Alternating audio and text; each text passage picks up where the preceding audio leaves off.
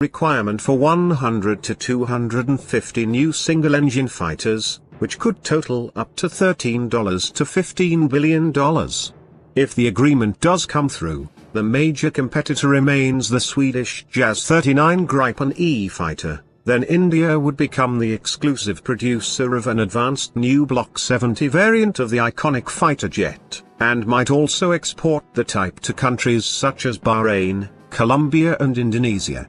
Entering service in 1978, the F-16 Fighting Falcon, now popularly known as the Viper, is a lightweight, short-range multi-role fighter renowned for its agility. More than 3,000 of the type will serve in the air forces of 27 countries this year. The Viper has seen plenty of action over the decades, and is credited with shooting down 76 aircraft in air-to-air combat in exchange for 1 or 2 losses by one count.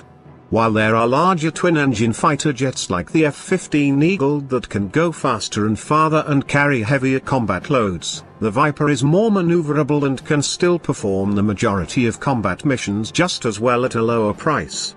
For example, by one accounting an F-16 costs $22,000 per flight hour, compared to $42,000 for the F-15. India previously turned down the F-16 for its medium fighter competition in favor of a small order for 36 French Rafale fighters. Let's take a look at why the new proposed joint venture could mark a dramatic turnabout for the world's second most populous nation. India has a large fleet of aging and accident-prone MiG-21 and MiG-27 jet fighters that will soon be leaving service. New domestically built Tejas light fighters have consistently disappointed with their subpar performance, and India is not considering them as a full replacement for its MiG-S. Until the Rafale order, India's fighters have come from Russia or the Soviet Union, and prior to that from the United Kingdom. These were supplemented by 2 domestically built jets, the Merit and Tejas. The United States was not a supplier to India during the Cold War, choosing instead to furnish advanced fighters such as the F-104 Starfighter to India's arch-rival, Pakistan.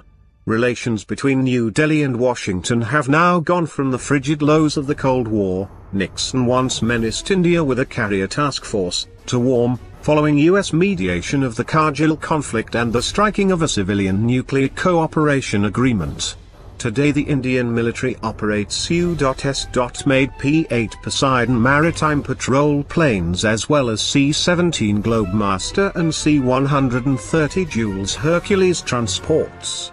In fact, Tata and Lockheed are already jointly producing spare parts for the Hercules. US diplomats and arms dealers are also doing their best to maintain the much older alliance with Pakistan. However, differences over the insurgency in Afghanistan, drone strikes and state-sponsored terrorism have strained the relationship significantly. The F-16 deal is another sign of a deepening U.S.-India alliance, which was already evident in a major logistical agreement struck in 2016 permitting the 2 countries to share military bases. In fact, this drift in US foreign policy follows the logic of the United States' confrontation with China. China and India have perceived one another as a strategic threat since a border war in 1962, and Beijing has developed a close alliance with Pakistan as means of encircling India. Conversely, Washington now sees partnership with India as a means of hedging against China's military dominance in Asia. Remember that part about the United States supplying tons of arms to Pakistan? Pakistan received its first F-16A and B Fighting Falcons in 1983, followed by an additional F-16Cs and Ds, bringing the current total to 76. These F-16s constitute Pakistan's top air superiority fighter. Furthermore, the F-16 would likely serve as one of Pakistan's top nuclear strike platforms in the event of a full-scale war with India. The Pakistani F-16s scored a number of kills against Soviet fighters over Afghanistan during the 80s, but haven't met Indian fighters in battle, though they reportedly did face off against Indian MiG-29s during their 1999 Kargil conflict.